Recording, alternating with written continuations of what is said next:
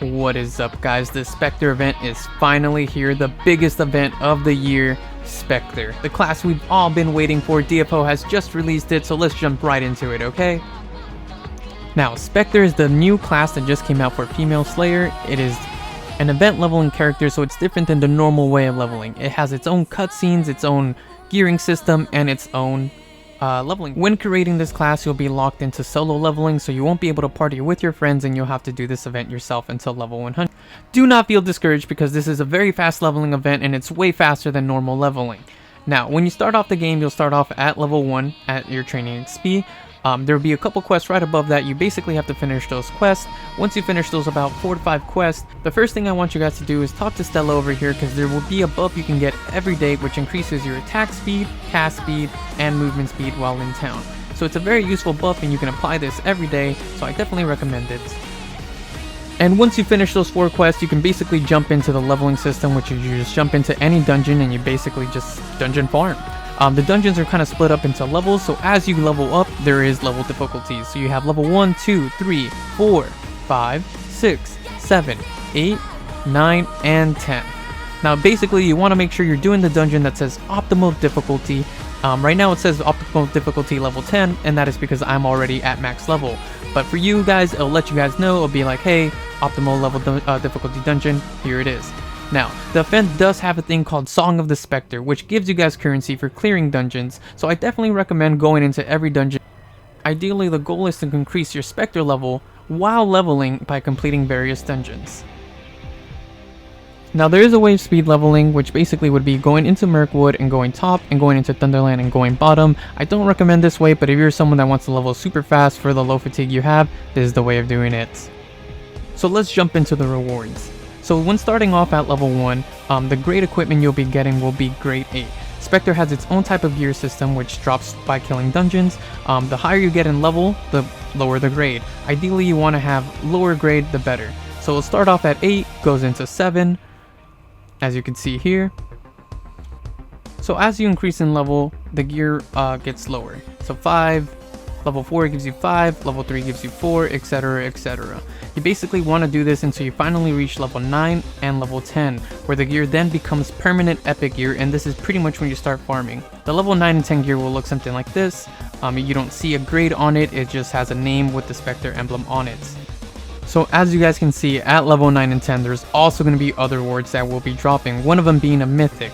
Now, Mythic is basically a high-end item that has a very rare chance of dropping. This is what it looks like, and I'll explain that in a different section here. But onto the Fragmented Abyss gear. Fragmented Abyss gear is a legendary type of gear. The way to access it is your inventory, buff enhancement. It'll be constantly dropping. It'll say Fragmented Abyss. You want to make sure you drop those into this equipment slot here. It's basically your buff enhancement. For the players that don't know, buff enhancement is very important. It basically provides your damage buff while doing dungeons. You want to complete the set in order to get the full value of that buff enhancement, so it's going to take a little bit of time, but you should be able to get it. So you're probably wondering, what is this buff enhancement? Well, basically it's this skill right here called Trace. And I'll go ahead and explain to you guys how to activate this skill. You get this while leveling. You won't get it right away, but you'll see a skill right there called Trace, and the command port is basically --C. Now you want to get into the habit of using this command instantly the minute you start dungeons. As a new player, if you don't activate this buff and you forget, it's a huge damage loss, so it's very important that you get used to the minute you start a dungeon, do the command, get your buff spell up. So that basically explains Fragmented Abyss gear. Now I'm going to jump into the next thing, which is called Talismans and Runes. These two things go hand to hand together, and the way to open this up would be the same way. Open it up, go to your Talisman tab on the very top there, click that, and that's what talismans look like. The outer part are the runes, and I'll explain to you how these work. Talismans will be dropping throughout the dungeons, same with runes. Not every talisman though will be for your class. If you see it redded out with a different class name, that means it's not for you. But don't worry, you can hold on to these and merge these into a potential trough for your class. But in the meantime, you want the ones for your class, kind of just put them in there. It doesn't really matter at the start. You'll go ahead and mid-max this once you get to higher level and figure out what's the best abilities for your class. As for the runes, same thing, read it out, don't worry about them, just put the ones you're in. I'm not going to get into a whole video explaining how talismans work, but basically what you want to know is you can kind of figure it out as you see it. You just put them in there. Once you complete the colors that are assigned to, their damage increases. So if you see talismans, make sure to put them on and make sure to hold on to them too. There's Exile Mountains and P-War where you're able to basically craft and mix match and upgrade and so on. So it's very important you hold on to your talismans. Now at level 10 there's another material that drops, which is Ore of Despair and Petal Quartz. Ore of Despair is the most recent change to the game, which is BP options. I have a video down here explaining how that works if you guys saw that previously. And the last thing would be Sirocco Petal Quartz. Sirocco Petal Quartz are from the previous raid, which allows you to buy the Sirocco gear needed for the newer content. But the most important thing about this event is the permanent level 100 epic gear you get while leveling.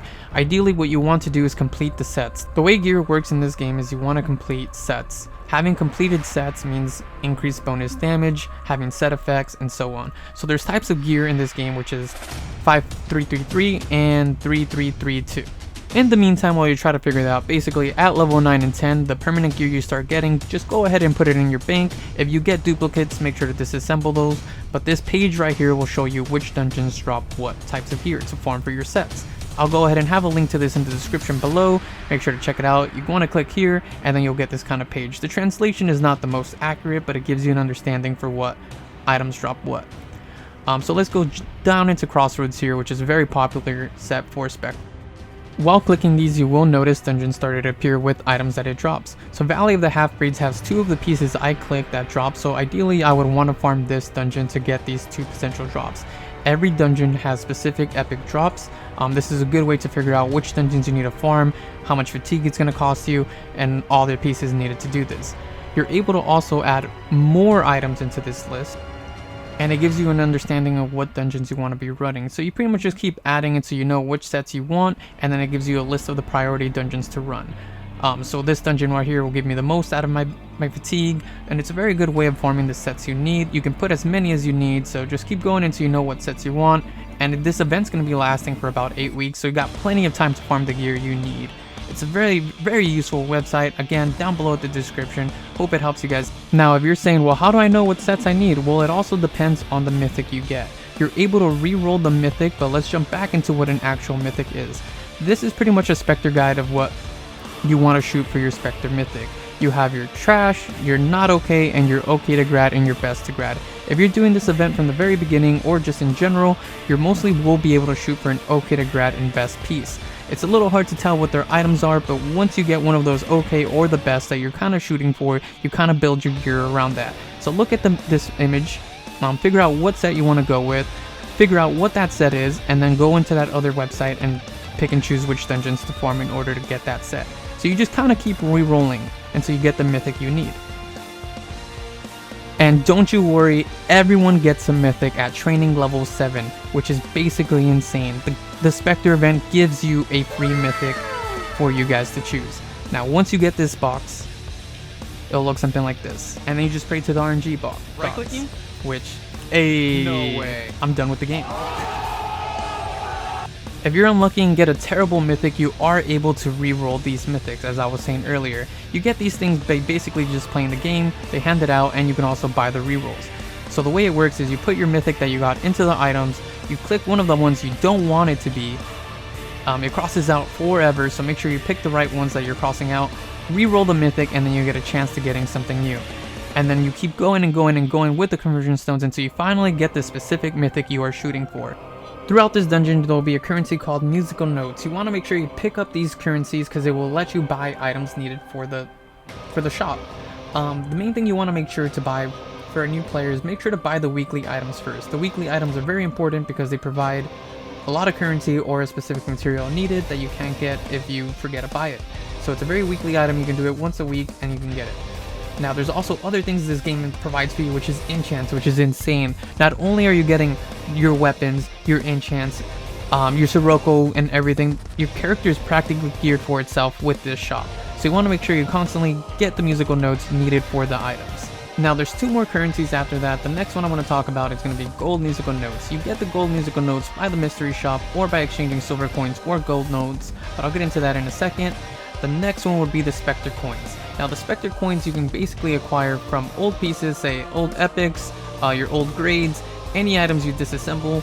You bring it over to the machine, put it in there. You want to make sure it's a piece you don't need or a previous grade.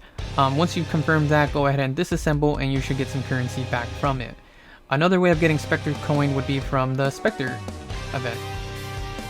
Once you get that, you can purchase your weekly item of your conversion stone, which gives you another shop reroll. Now there is another gold musical note tab, which is for non-Spectre characters. You're able to reroll mythic gear from another character that has a mythic that's probably not the best, or maybe you just want a different mythic. It's very RNG, so probably used on a mythic a spare mythic you have locked away in your bank or something. You're able to re-roll it and so on. You can acquire this pretty easily by just playing the event, and it's a free mythic reroll on your main characters or alt characters. So this is mostly for players that have been playing the game already. So pretty much just focus on your Song of Spectre. Just constantly play the game, do the rewards, do the task, and you'll get every rewards eventually. Again, this event's going to be lasting for about 8 weeks. It's a very long time. Most people are already geared on the first week. It just depends on how much effort you put into it, how much you're grinding. It's a very fun event, and I'm glad that DFO has done this. But now let me talk about a couple tricks and things that newer players probably don't know. If you go to the shop, go to the mileage shop here. There's a growth potion. You want to make sure you buy at least one of these a day. It requires mileage. It's completely free though. You acquire mileage by either buying stuff from the shop or by just playing. It only costs 10 mileage, so it's very cheap and affordable to get. You get this by playing, but only buy one a usage. They do expire per day, and you can only hold one in your inventory. So if you buy a lot, you'll probably waste all your mileage and you'll lose your bonus XP, which is a very good way of leveling. The last thing I want to talk to you guys has to be this blue bar down below here. I've been getting this question a lot in stream about fatigue and how to acquire more fatigue, or what is it? Fatigue is basically once you run out, you can't do any more dungeons, but it does reset daily, and there is methods of getting more fatigue. The first method would probably be the auction house. You can buy a fatigue pot, which is very cheap. You can buy and use one of these a day. It's not the end of the world. You could buy more, but you can only use it once a day. It's a very cheap pot. You can get this pretty easily by just running content and selling stuff. Very cheap, very affordable. Another thing is this new event that just happened here, which is the Pudding Sprout event. So if you're running content, you probably won't get this till higher level, at level 100, but if you have ults, you are able to use fatigue pot there. The next thing would be the 4-step honey event. If you're just logged in daily for a couple hours or so, you can get another 156 pot per week. And the last thing in order to get fatigue, they do hand it out for the Song of the Spectre event. And there's one more thing, Song of the Spectre. Once you're level 100, however, you can get more fatigue pots by just doing the Path of the Spectre.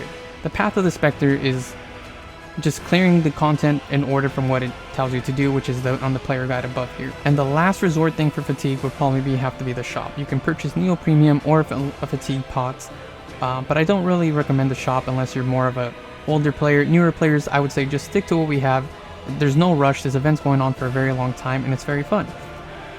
But yeah, that's pretty much it for the Spectre guide. I hope you guys did enjoy. I do stream on Twitch, which is twitch.tv/Medrathis. Hope to see you guys there. And if you have any more questions, please feel free to stop by and let me know. I hope this is very helpful for you guys, and I hope to catch y'all later. Peace, blood bags.